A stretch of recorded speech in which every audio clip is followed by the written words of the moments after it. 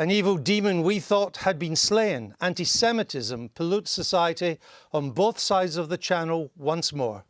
I was told today that polls and focus groups show many Brits, not just the young, don't know what anti-Semitism is. Well, gather round. Mireille Knoll was 85, in a wheelchair, suffering from Parkinson's. She'd survived the Holocaust, but not an attack last Friday in her Paris council flat. Stabbed 11 times and burnt to death because she was Jewish. That, dear viewer, is anti-Semitism at its deadliest and most depraved, which is how it always ends up, and which is why it can't be tolerated. Those still in doubt need to educate themselves fast. Now, only a few years ago, it would have been well nigh impossible even to contemplate Britain's main left-of-centre party mired in multiple accusations of anti-Semitism. Yet that is precisely the predicament in which Jeremy Corbyn's Labour Party now finds itself. For all of its history, Labour has been the natural home of Jewish workers, intellectuals and aspiring politicians in this country. Yet this week, Jewish groups demonstrated against Labour outside Parliament. It was unprecedented. Every day brings fresh accusations of anti-Semitism at worst, insensitivity to Jewish concerns at best, reaching to the very top of the Labour Party. Even Mr Corbyn himself was criticised for opposing the destruction of a clearly anti-Semitic wall mural in East London a few years back. And in the past 24 hours, one of his leading supporters on the party's ruling council has been forced to resign, a key position for backing an alleged Holocaust denier in the party. She was in charge of the party's efforts to clean up its anti-Semitism. She remains on Labour's ruling council. Mr Corbyn has launched a charm offensive among Jewish groups to reassure them of his good intentions and desire to cleanse Labour of its virus. But so far, they found it more offensive than charming. So what is going on? Here's leading Labour peer, scientist and Jew Robert Winston with his take of the week.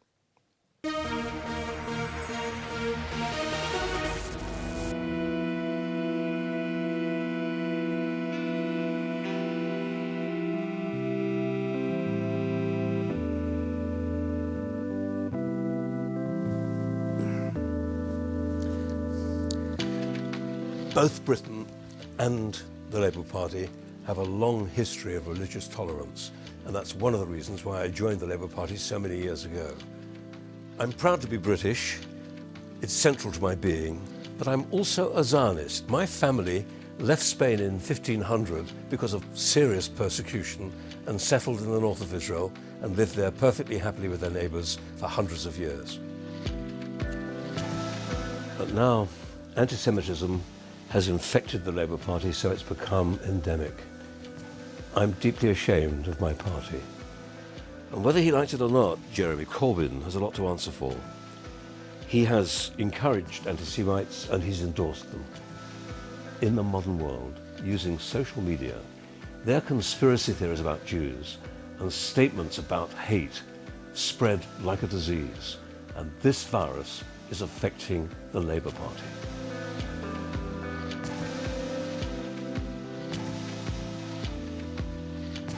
The way he dealt with that mural in Tower Hamlets was typical.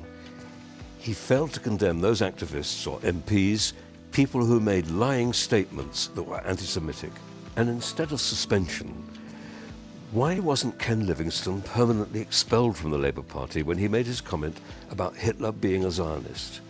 And the Bradford MP Naz Shah, who was temporarily suspended after her posts had said that Jews were rallying and moving Israel to the USA.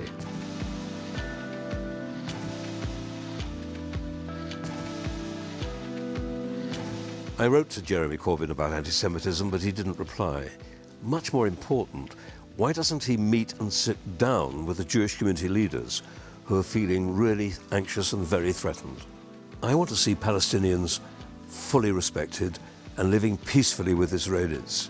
But Jeremy Corbyn doesn't seem to understand that his attitude actually decreases the chance of peace and raises the risk of violence.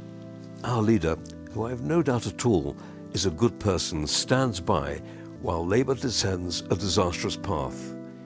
He could make our great party unelectable. And Robert Winston is with us now, as is Aaron Bastani, a Jeremy Corbyn supporter and co-founder of Navarro Media. Welcome to you both. Aaron Bastani, why, in the words of Robert Winston, is anti-Semitism endemic now in the Labour Party? I think there's a few explanations. One is the party's membership's tripled in the last few years, so obviously there's been a mass increase in people that could potentially be persuaded by these ideas. I agree with what you're saying about digital culture. I think the internet has a huge role to play. I think if you look at that mural, there wasn't just the anti-Semitic trope of these 6 elderly men playing Monopoly. There was, Masonic symbolism. There was somebody holding a placard saying New World Order. And this was like a melange of online conspiracy theories. And for me, it had always been a constant background noise. I hadn't really taken it very seriously until maybe the Trump election. And with Labour, I knew it was there online. Personally, in my CLP, it'd always been very cordial, so there was a dissonance there. But when I saw the Corbyn response to this mural, which instantly struck me as anti-Semitic, there was something of a realisation personally where I thought, wow, this really is unacceptable. So yeah, I'd offer a structural sort of analysis, I suppose. A sort of digital culture has leaked into what's a mass membership party to an extent. Do you trust Robert Winston? Do you trust Jeremy Corbyn to root it out? Look, I've no doubt that Jeremy Corbyn is not an anti-Semite. I think he's a good man. I don't have any problem with that. But I'm very worried about the quality of the leadership, because I think that actually this does need very, very firm leadership, which is not yet shown in this respect. Well, why not? It's 2 years since Shami Chakrabarty's report on anti-Semitism. I agree. I'm told she was in tears in the shadow cabinet at the lack of progress that had been made. Well, I was at the Labour Party meeting in the House of Lords on Wednesday evening when Jeremy came and talked to us, and I felt that he was almost looking sheepish. I mean, he didn't... he found it very difficult to articulate the words that were needed. Does he get it? And I don't know if he gets it or not, but he never for a moment said, I realise I've got to meet the Jewish leaders, I've really got to see Jews who are anxious and feeling threatened. I mean, it's ridiculous to have guards outside Jewish schools, for example. I mean, that's outside a synagogue. It's just not acceptable. No, but that happens in France too. It does happen in France. And Jewish schools in Berlin as well. So it's not unique to Britain. Yeah. Do you trust Jeremy Corbyn to root out the anti-Semites in his party? Well, action will speak louder than words. We have got to deal with those outstanding cases that have been far too long in being acted upon. We need to see the Chakrabarty report implemented in full. But my question was, do you trust him to do all that? Well, I will when I see that action being taken. He said he will have zero tolerance of anti-Semitism. But we learned tonight 6 Labour councillors who were suspended for anti-Semitism, and I've seen some of the things that they were accused of, and they are classic anti-Semitism, the blood libel, Israel was behind 9/11, all the usual stuff that you see. They've all been reinstated into the party. Well, I think that is completely unacceptable. And the real problem here is about recognising and understanding left-wing anti-Semitism. And that's where opposition to the actions of the Israeli government tips over into opposition to the state of Israel and a failure to understand why its creation was so important after the Holocaust, and where opposition to capitalism's exploitation of the poor is entwined with age-old anti-Semitic conspiracy theories about rich Jewish bankers controlling the world. Unless you recognise that, understand it and show you're taking action on it by expelling anti-Semites from the party, then people won't trust us that we have zero tolerance. When I was at school and university, and it may have been the same for you, Michael, the anti-Semitism then was pretty much the preserve of the knuckle-dragging right in British politics. Are you surprised that it now seems to be so prevalent on the hard left? I am surprised, although I think what Liz has said about its origins are exactly right. I think what Aaron said earlier is exactly right. I've had my own particular shock this evening because I thought Aaron had come on here to kind of take a different point of view from Robert. But when your opening question was, why is it endemic in the Labour, why is anti-Semitism endemic in the Labour Party? The response was not from Aaron, it isn't, but rather an explanation about how the digital world had changed the Labour Party. So actually that has left me in a state of shock because, you know, I hope that someone this evening was perhaps going to argue that this was exaggerated and that there was more hope than appears But you to be don't the think case. it's been exaggerated then? I think there's been an issue where the claim is that it's been weaponised by certain parts of the Labour Party. But for me, that's immaterial because it's so important. It's clearly so widespread that that shouldn't matter. And then you now see people saying, well, actually, it's worse than the Tory party, or it's worse than UKIP. And you think, well, fine, but Labour's meant to stand for some things that... But how do we... this is a matter of faith in this, of trusting the Labour leadership to do something about it. So why is Ken Livingstone still not being expelled? I think my personal view is Jeremy Corbyn believes in due process, equality under the law. He doesn't want to get involved. Years. I agree. 2 years, yeah. I mean, you can search Way my too tweets. I said he should be expelled, you know, the day he was suspended. What about the woman in the NEC? She chaired the anti-dispute. She chaired the committee that was meant to root out the anti-Semitism. She's been hearing the cases. You know, she backs this Labour activist who tweeted a Holocaust denial or a social media Holocaust denial trope. She has to step down being chair. She's still on the Labour Party's ruling council. Why? As I understand it, she's been asked to resign. Oh, from the chair, not from the NEC. I think I think she's still a member. she's still a member of the NEC, but she's not the chair. She's still on But she's the still on NEC. the party's ruling And she council. shouldn't be. If I came to you tonight and said, I have discovered on the ruling council of the Conservative Party someone who's actually a secret member of the BNP, you would want them, you would demand that the Tories... Absolutely. Absolutely. I mean, so why are these people still so active in your party? well, like I say, I think the explanation, the generous explanation, and I do that with Jeremy Corbyn because, for me, in my view, there's a history there where he signed early day motions supporting the Jewish community. He's been an anti-racist.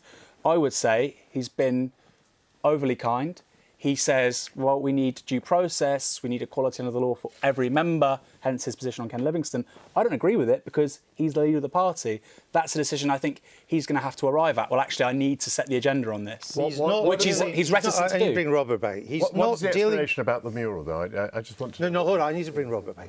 He's not dealing quickly enough with the anti-Semites because he's overly kind. What do you say to that? I mean, what was said this week is enough, and basically, of course, we've had words, we need action, and that is a big issue. Well, where And, is the evidence you're getting the action now? Well, I don't think there is any. That's the problem. I mean, what I saw this week was somebody who was not actually recommending certain things she was now intending to do because this is a shocking situation. And I think what really worries me, too, is that I'm already hearing this from some people, that this is seen as a Jewish conspiracy to unseat him. Yes, that's exactly right, Robert. you know, that is one of the worst things. You know, we have to call out any that's suggestion that's what I've been told, Andrew. that people are weaponising this, using it to create mood music or for some underhand issues. It's not. It's because we are ashamed at anti-Semitism in our party. We Material want for me, action yeah. to I don't want to stamp be it out. discordant, but just for a moment so I understand it. This idea that Jeremy is an anti-racist and very kind and, you know, just kind of too kind. What is the explanation for the mural? What is the explanation for the fact that he opposed the removal The of the mural? whitewashing of the mural. Do you know, I can't interpret his decision at all. He says he didn't look at it properly. But, you know... Well, if that's an excuse for Jeremy, then presumably it's an excuse for but this the woman protest tonight group- that she didn't Well, but that is the bother excuse. bother to No, look but at excuse the... me, that is the the people in the excuse East End had already Yes, but she's protested. been fired. What? No, but she hasn't been fired. She's been asked to step down from the committee Chairmanship. leading the anti-Semitism investigation. She's still on the ruling party's top committee. Mr. Corbyn said he didn't look closely enough at the mural, but he still defended it and sided with the artist who didn't want it to be taken down. The head of the disputes committee, investigation committee in the NEC, says that she didn't see the full context, though she had said earlier that the guy should be reinstated because he had been taken out of context. I mean, should they all have gone to Specsavers? I think... But he'd posted Sorry. No, go on. No, I was asking I was her. just going to say he Just let her off the posted hook. 2 clearly anti-Semitic remarks afterwards, so they were in the public domain. So he was on record as making anti-Semitic comments in respect The of artist that mural. had said, Jews don't like me portraying the Rothschilds and Warburgs as the demons they are. Well, if that's not anti-Semitic, what is? I think it is anti-Semitic. You see, here's what, if you're looking at this from the outside and you see the lack of action being taken and the clear evidence, which interesting that you're not disputing at all, of the widespread, but we're expecting a leader of a party to do something about this who's taken tea with Raed Salah, who's an Islamist hate preacher and who said that the Jews were warned before the attack on the Twin Towers to get out. A leader who has met with Hamas and Hezbollah, called them his friends, who appears on Press TV, a channel of Holocaust deniers, who defended Stephen Sizer, who blamed Israel for 9/11, who was on 5 anti-Semitic Facebooks and who defended the anti-Semitic mural in the East End of London. So if you're not a Corbyn supporter, you wouldn't really trust them to root this out, would you? Can I make a few points? So the first is, those are claims which are visibly, OK, this fits in with the broader picture of this gentleman doesn't want to deal with anti-Semitism. What I find particularly interesting about the mural is, I would submit, it's my belief, that most Brits would look at that mural and say, well, what's anti-Semitic about it? And this is where we have a problem. This is where we have a problem, because it is anti-Semitic. And within the Labour Party, more broadly, there's an issue of political education.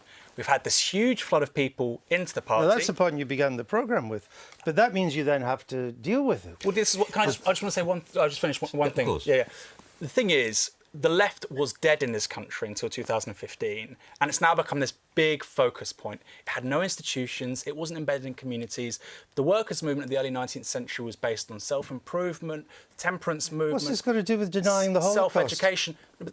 These things don't exist anymore. We don't have institutions where people are offered better explanations for things not working in their life. That's a failure of the left. But the point is, Labour now has, potentially, a government in waiting. It now has this mass membership, and that political education is lacking. And that is part of the solution. Let's talk about the solutions. Yes, we need to chuck people out. We need to roll out education about what that's anti-Semitism interesting. is. Robert Winston, if the leader of the Labour Party does not grasp this issue, which you say is endemic, is he fit to be Prime Minister?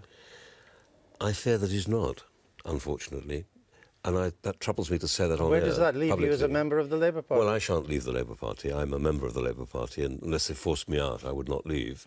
I've been sitting on the Labour benches for a long time in the House of Lords, admittedly a very privileged position, and I'm surrounded by people who I respect and work with and who have similar ideals and views. If this is allowed to fester in your party, is Mr Corbyn fit to be Prime Minister? He can't allow it to fester, Andrew, and there are many MPs and Labour Party members who want and demand action. I hope that comes But what are swiftly. you going to do about it?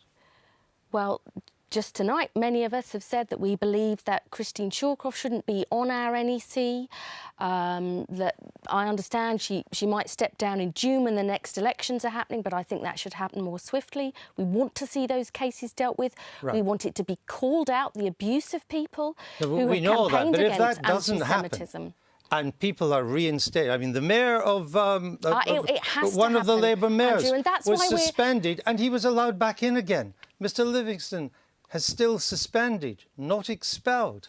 So what I'm saying is, if this is allowed to fester, Well, is your leader fit to be Prime Minister? We are determined to make sure that it doesn't, Andrew. We are determined what happens if it to does? make sure. Well, I think that there will be such a pressure from Labour MPs, Labour members and the Jewish community that action will be taken, and that's absolutely right. But we have to keep up the pressure on that and make it clear that people who are standing up about this are not somehow weaponising it, that this is about our belief in the values of the Labour Party. right. And the abuse and harassment that people get who went to that demonstration, calls for them to be deselected, must be called out as totally wrong. We're going to have to leave it. I'm sorry, but we're going to have to leave it there. Sorry, Michael. Mr Bastani, Lord Winston, thank you very much for being with us.